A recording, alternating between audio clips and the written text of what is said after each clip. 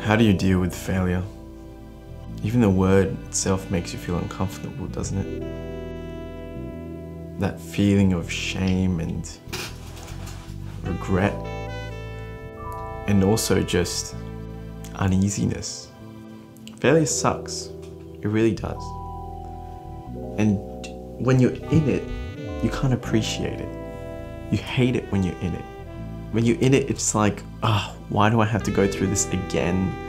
Like, I've already been through this so many other times.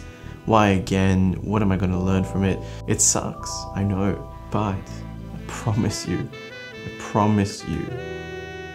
it'll be worth it later. But you can't see it right now.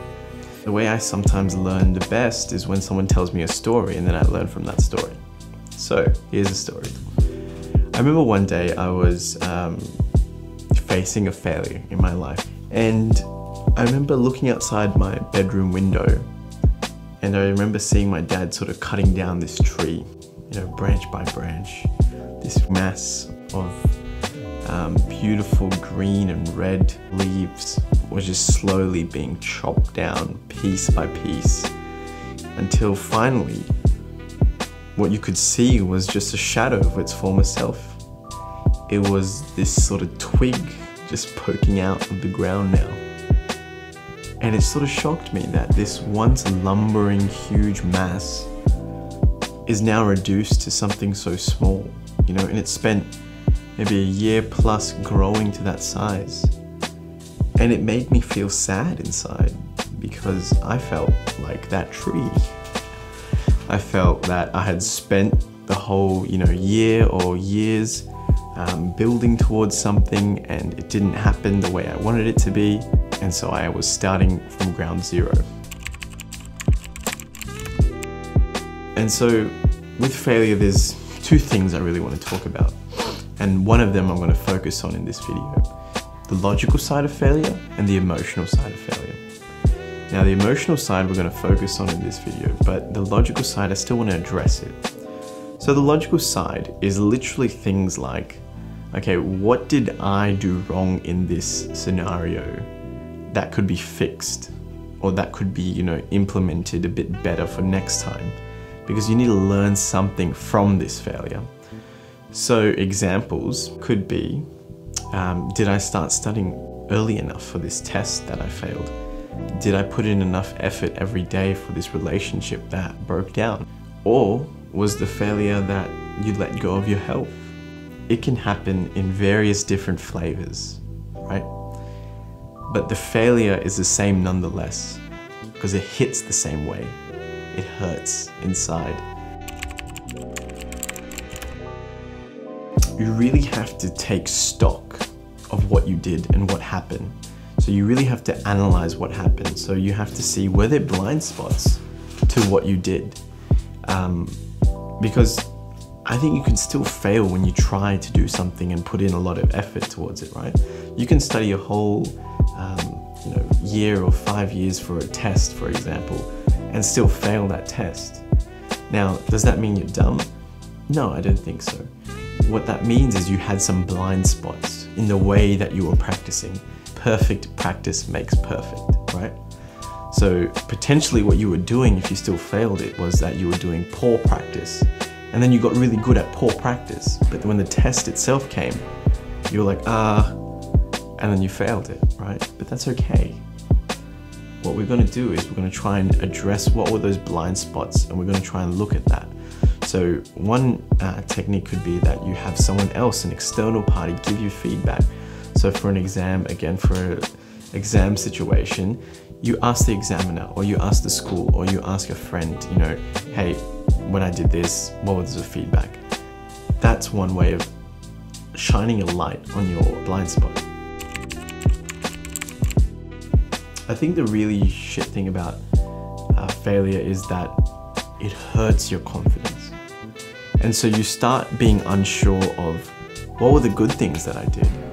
Because if you start feeling the ground is shaking beneath you, and then everything just falls out from under you, and then you sort of have to rebuild everything, but realize that you've already put in some effort and some time, and that in itself made you do things right or correctly, or it gave you more experience for what you can do next. Let's talk about the emotional side of failure. It's a hard one. Because look, let's be honest, right? Anything I say over video will never take away the pain that you're going through right now. It won't alleviate any of the hurt that you feel. It won't make you feel like you're worth it, maybe for a moment, but deeply, the failure that you're going through has made you feel like you're not worth it, like you're a waste of space. And let me take a moment to tell you, I've been there, and it's completely false. Completely. I don't care how deep or how severely you've failed, in your mind, the rumination and the catastrophization will always be worse than what the reality actually is.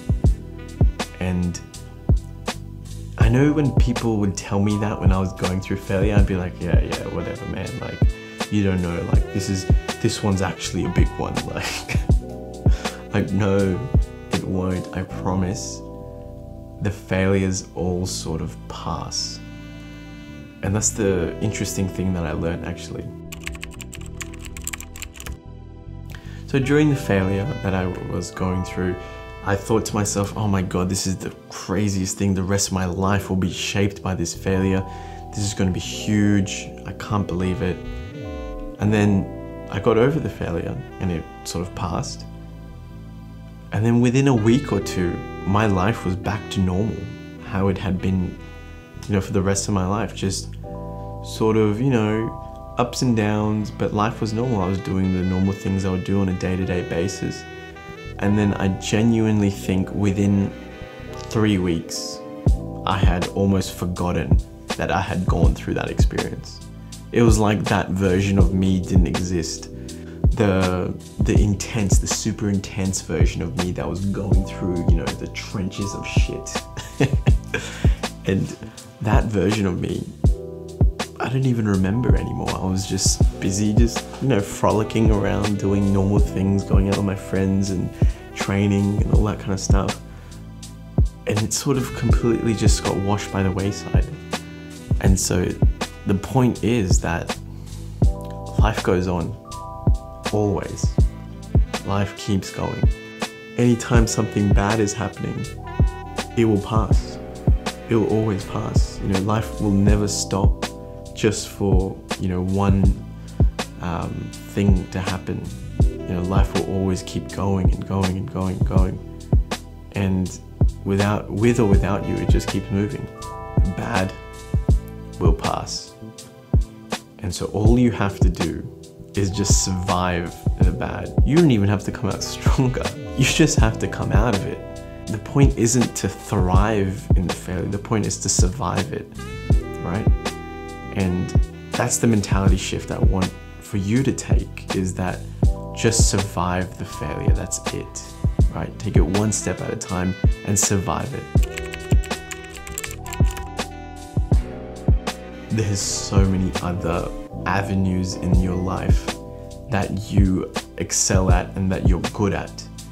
And the fact that you're judging your whole character and your whole being on one little niche area of your life is incorrect. And I want you to just see that, just be aware of it. But obviously it's completely, you know, it's almost an impossible task, because when you're in it, the emotional side of it is sort of just taking you on that roller coaster of like, ah, no, I'm a failure, everything sucks. I guess it's just something to be aware of.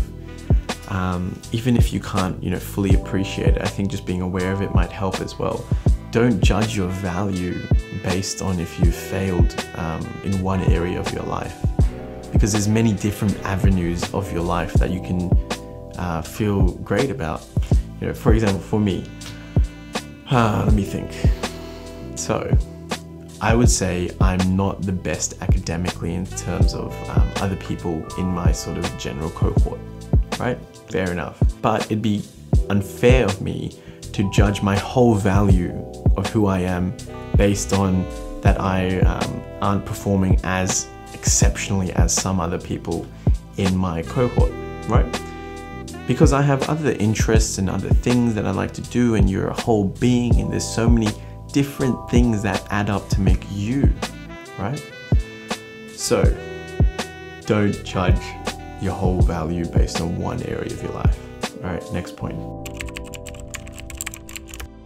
People have different areas that they're smart at, right? So one person can be really smart in mathematics, whereas another person can be really smart at videography or visual arts, right? So they're different types of smart, but the issue that can sometimes happen is you'll be in one area of your life, so a person in mathematics, doing mathematics and not feel too good at it, and then you'll think, I'm dumb. But then what you don't realize is maybe what you're actually smart at is another field, like videography, right? But the issue is that the whole time you're in maths, you tell yourself you're a dumb person, and it's sort of like that quote, which I'm going to look up now. It says, everyone is a genius, but if you judge a fish by its ability to climb a tree, it will live its whole life believing that it is stupid. And I think that's so true. And unfortunately, we don't remember that, especially when we're dealing with someone who, just like, this guy's so dumb, like, I can't believe he doesn't know this or that.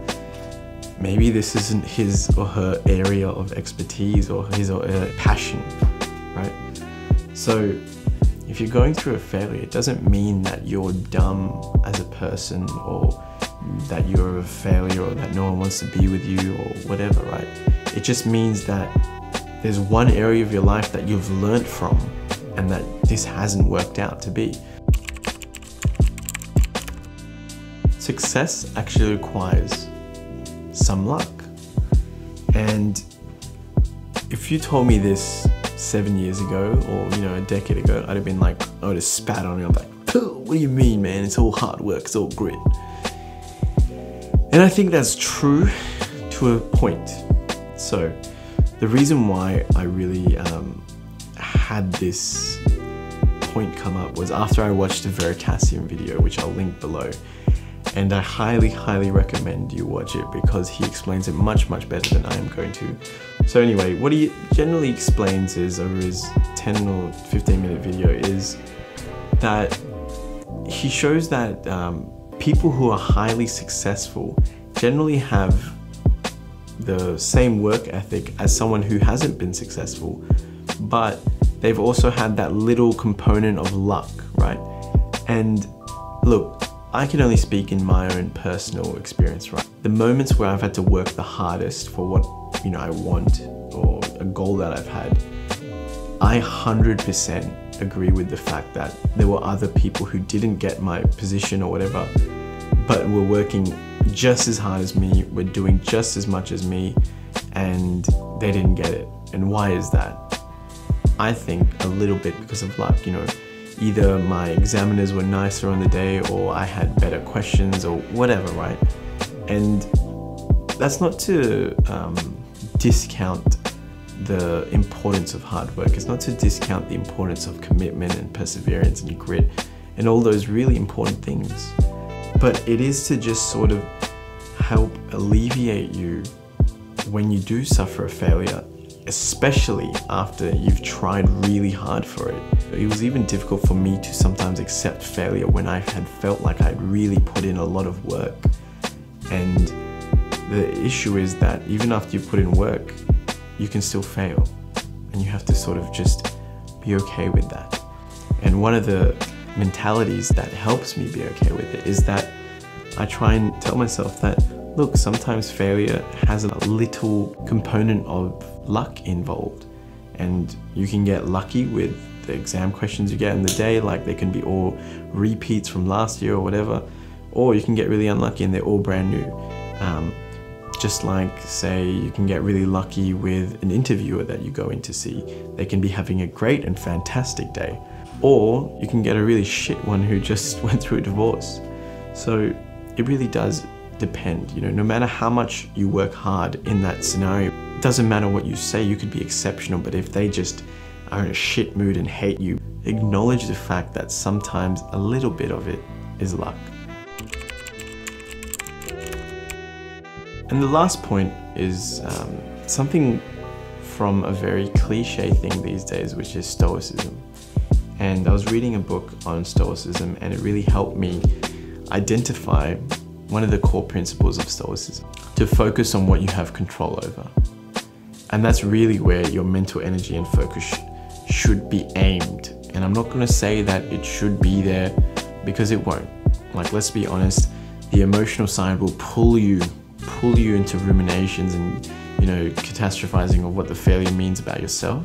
And I understand that, but I want you to just aim, towards, I'm aiming towards controlling what I can. And I think that will just help you feel better, because you'll just think about, okay, what can I do right now that will push me one step closer to avoiding this failure in the future. So to come back to this tree that I was sort of harping on about,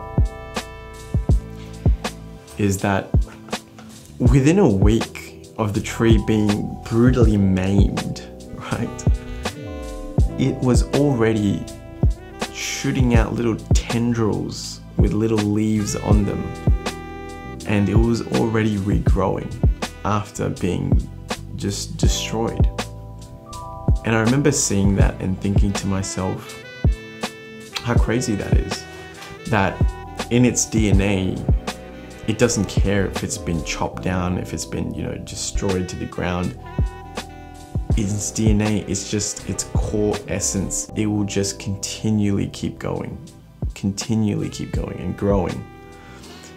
And to me, that was a really nice lesson to be learned from it, because it gave me sort of hope that life will go on, and all I have to do is just persevere, and naturally things will just keep growing.